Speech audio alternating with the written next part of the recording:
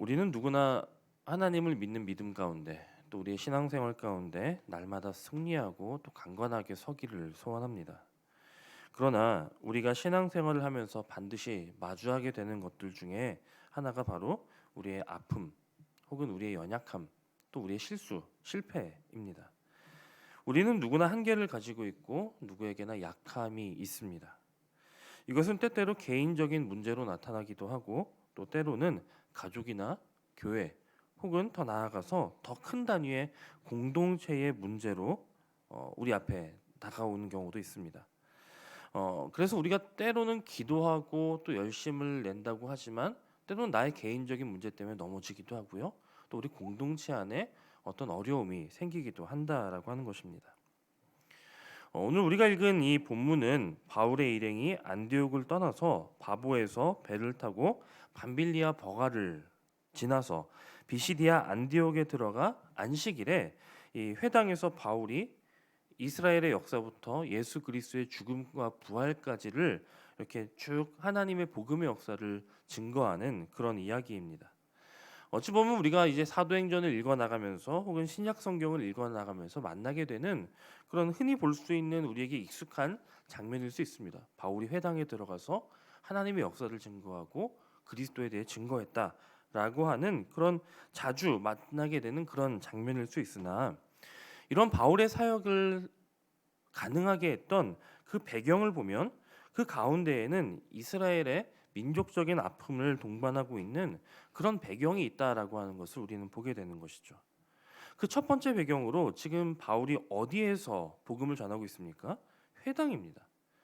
이스라엘의 역사를 보면 그들은 하나님께서 택하시고 세우시고 인도하신 그런 백성들이었지만 우리가 잘 아는 대로 그들이 하나님을 떠납니다. 그렇게 죄를 짓고 그로 인해서 나라를 잃었던 그런 적이 많았던 것을 보게 됩니다.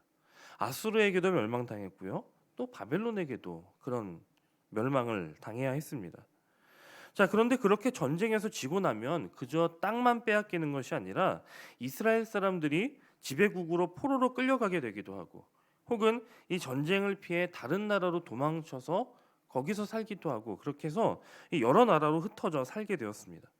그렇게 흩어져서 이방의 땅에 살게 된 유대인들을 가리켜서 흩어진 유대인이라고 하는 뜻으로 디아스포라라고 불렀는데 이 디아스포라가 된 유대인들은 그들이 살아가는 이방 땅에서도 예배하는 일을 계속하기 위해 또 다음 세대에게 신앙을 교육하기 위해서 그곳에 회당을 지었습니다. 자, 그래서 유대인들이 있는 곳에는 어디에나 회당이 있었다라고 하는 것이죠. 그래서 어떤 면으로 회당이라고 하는 것은 이 그들의 예배처 혹은 교육처라고도 할 수 있지만 그 기원을 생각해 보면 이 회당이 왜 생겼는가를 생각해 보면 그것은 이스라엘의 아픈 역사를 그 안에 내포하고 있는 그런 장소라고 하는 것입니다.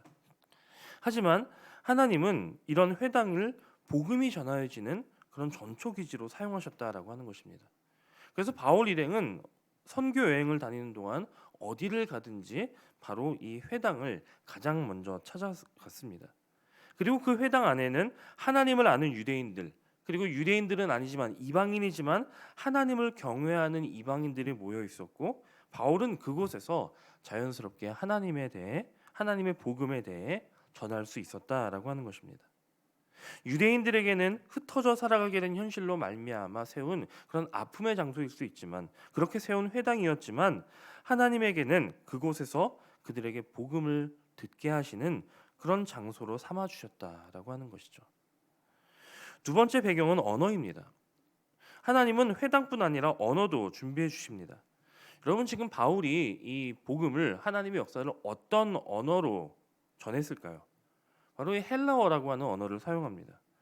바울이 설교하고 만나는 그 자리에는 앞서 말씀드린 것처럼 유대인들도 있었고 또 온갖 이방인들도 있었습니다. 온갖 나라와 민족에서 모여 있는 그들, 그러나 그들이 사용하는 언어는 한 가지, 단 헬라어였다라고 하는 것입니다. 그들이 모두가 헬라어를 사용했기 때문에 바울 역시도 헬라어로 어렵지 않게 복음을 전할 수 있었다라고 하는 것입니다. 그들의 공용 언어가 헬라어가 된 건 역시 역사적인 배경이 있습니다. 주전 4세기에 마케도니아의 알렉산더 대왕이 여러 나라와 도시들을 정복하며 그가 정복한 모든 곳에서 이 헬라어를 사용하도록 한 것이죠. 그가 정복한 나라들 가운데에는 이스라엘도 포함되어 있었습니다. 그 전까지 히브리어를 사용하던 이스라엘은 알렉산더 대왕에게 나라를 빼앗기고 점령당한 이후에는 헬라어를 사용해야만 했습니다. 이 역시도 나라와 민족을 잃은 아픔일 수 있습니다. 하지만 하나님은 그런 나라와 민족의 사건보다 더 크신 분이시기 때문에 이 일을 통해서도 민족적인 아픔을 통해서도 언어가 하나됨으로 말미암아 복음이 더 수월하게 전파되도록 이 역시도 사용하셨다라고 하는 것입니다. 자, 이제 시간이 흘러 이번에는 이 이스라엘이 로마의 지배를 받게 되었습니다. 이 역시도 이스라엘만 생각해 놓고 본다면 그 나라와 민족만 놓고 본다면 비극적인 사건이죠. 하지만 하나님은 이 역사에 있어서 이 역사를 가지고도 합력하여 선을 이루게 하시는 그런 도구로 삼으셨다는 것입니다. 먼저는 바울이 로마의 시민권자가 되었으므로 당시 세계의 중심 로마에서 복음을 전할 수 있었고 거기에서부터 복음이 세계 곳곳으로 전해지는 그런 역사가 있었습니다. 아니 그 전에 바울의 일행은 이 선교 여행을 다니며 어떤 길을 걸었을까요? 그들은 로마가 정복하며 닦아놓은 그 길을 통해 온 세계를 다니며 선교 여행을 하며 복음을 전했다라고 하는 것입니다. 이처럼 우리 눈에 보기에는 비극이고 아픔인 것 같아도 하나님은 그 모든 것들을 통해서 당신의 일을 선하게 이루어 가시는 분이시다라고 하는 것입니다. 때때로 우리가 마주하게 되는 고난도 이와 같을 수 있습니다. 한 예를 들어 우리도 얼마 전까지 코로나를 겪으면서 교회가 모이지 못하고 예배하지 못하고 교제하지 못하는 그런 어려움을 겪어야만 했습니다. 그러나 지나고 보면 하나님은 이 코로나라고 하는 전 세계적인 질병을 가지고도 그 가운데에서 교회를 정금같이 단련시키시고 또 언제나 어떤 상황에서나 우리가 함께 교회를 세워나갈 수 있는 그런 방법을 우리에게 알려주시고 그 과정 가운데 더 기도하게 하시고 그로써 우리를 정금같이 단련시키시고 준비시켜서 하나님 나라를 확장시켜 가시는 그 하나님의 역사를 우리는 고백하는 것이죠. 앞으로 혹 우리가 함께 교회를 세워나가는 가운데 우리 역시 예기치 않은 어려움들을 만나게 될 때도 있을 것입니다. 그러나 그때에도 이와 같은 믿음을 가지시길 바랍니다. 하나님께서 이 가운데에도 일하시고 우리의 아픔까지도 바꾸어서 선하게 사용하신다라는 그 사실을 믿음으로 새로운 역사를 기대하고 소망할 수 있는 저와 여러분이 되시기를 소원합니다. 또한 우리 가운데에는 이런 공동체적인 아픔, 큰 아픔뿐만 아니라 개인적인 연약함을 마주하게 될 때도 있습니다. 오늘 우리가 읽은 본문의 시작은 한 사람의 연약함을 보여주는데 바로 요한이라고 하는 마가입니다. 여기 마가 요한은 오순절 성령 강림이 있었던 그 마가의 다락방의 그 마가입니다. 다시 말하면 그의 집은 그 다락방에 120명이 모일 수 있을 정도로 아주 부유한 집이었다라고, 그리고 이 마가는 그런 집 출신이었다라고 하는 것을 보여주고요. 또 예수님의 12제자는 아니지만 그 예수님 곁에서 예수님이 이 땅에 살아가시며 공생의 활동을 하실 때 그 곁을 따르기도 했던 초창기 제자 중에 하나가 이 바로 마가 요한입니다. 그리고 무엇보다 이 바울과 바나바 중에 바나바의 조카이기도 한 사람이 바로 이 마가입니다. 자, 이 마가는 바울과 바나바의 1차 전도 여행의 수행원으로 합류합니다. 이 바울과 바나바를 섬기고 좀 뭐 이런 일들을 하기 위한 수행원으로 합류했으나 얼마 가지 못해 그들을 떠나 예루살렘으로 돌아가 버리고 말았다라고 하는 것이 오늘 본문의 시작이라는 것이죠. 마가가 왜 그들을 떠나 예루살렘으로 돌아간 이유가 왜 돌아갔는지 그 이유에 대해서 성경은 정확하게 기록해주고 있지 않지만 우리가 일반적이고 상식적으로 생각해 보아도 아직 젊은 마가에게 그들이 감당해야 할 선교 사역, 그들이 걸어야 할 감당해야 할 그 모든 일들은 결코 쉬운 일이 아니었을 것입니다. 더군다나 지금 그들이 가고자 했던 이 비시디아 안디옥으로 가려면 험하고 위험한 타우르스 산을 넘어야 하는 상황이었기 때문에 그는 그 큰 산을 앞에 두고 그만 포기해 버렸는지도 모르겠습니다. 재미있는 것은 훗날 이 마가가 우리가 읽고 있는 성경 가운데 마가복음을 기록합니다. 이 마가복음을 기록하며 그 가운데 자신의 연약함을 스스로 고발하는 그런 재미있는 사건 하나를 적는데 그것은 무엇이냐면 예수님께서 겟세마네 동산에서 잡히실 때에 그 곁에 이 마가도 있었던 거예요. 근데 이 마가는 자기도 잡힐까봐 배 혼니부를 벗어버리고 알몸으로 도망친 한 젊은 청년이 있다라고 기록하는데 성경에는 그렇게 한 청년이라고 기록했지만 이 청년이 바로 이 마가복음을 쓴 마가 요한일 가능성이 매우 큽니다. 자, 이처럼 마가에게는 예수님을 따르기도 했고요. 또 선교 여행에 동참하고자 하는 그런 마음의 열정이 있었던 사람입니다. 하지만 그런 열정과 함께 너무나도 분명한 그 연약함도, 도망치고 회피하는 연약함도 있었다라고 하는 것입니다. 이후에 바울과 바나바는 2차 선교 여행을 준비하면서 그들의 수행원으로 이 마가를 다시 부르자라고 하는 의견을 가지고 바울은 반대하고 바나바는 마가를 추천함으로써 의견이 크게 갈려서 이 일로 인해서 크게 싸우고 그 길로 각자의 길을 떠나게 됩니다. 어찌 보면 마가의 연약함으로 인해 하나님께 크게 쓰임 받던 하나의 선교팀이 해산되어지는 그런 결과를 가져왔다라고도 볼 수 있을 것입니다. 그러나 하나님은 그런 그의 연약함과 또 마가의 연약함으로 인해 발생한 문제를 연약함 그대로 두시거나 문제 그대로 남겨두지 않으십니다.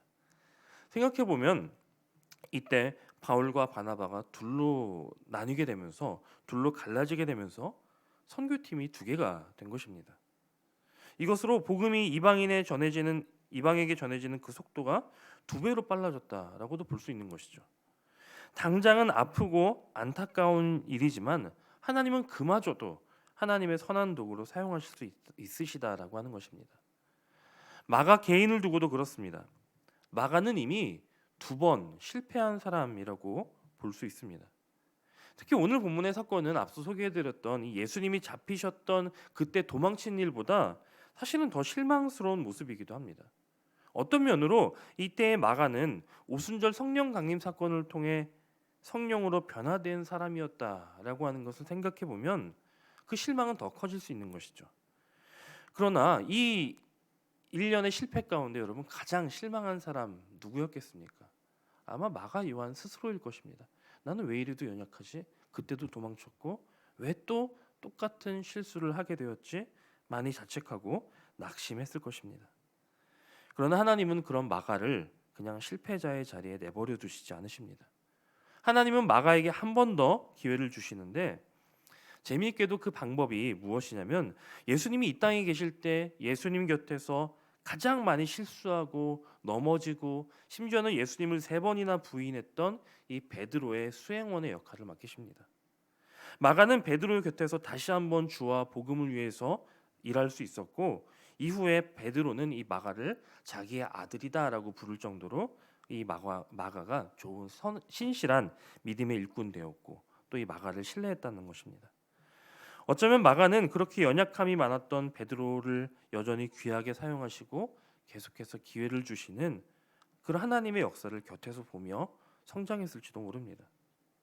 그리고 오늘 본문이 사건 이후 10여 년이 지나는 동안 마가는 다시금 바울의 동역자가 되어서 바울로부터 그는 내게 큰 유익이 되는 자다라고 평가를 받기도 했습니다.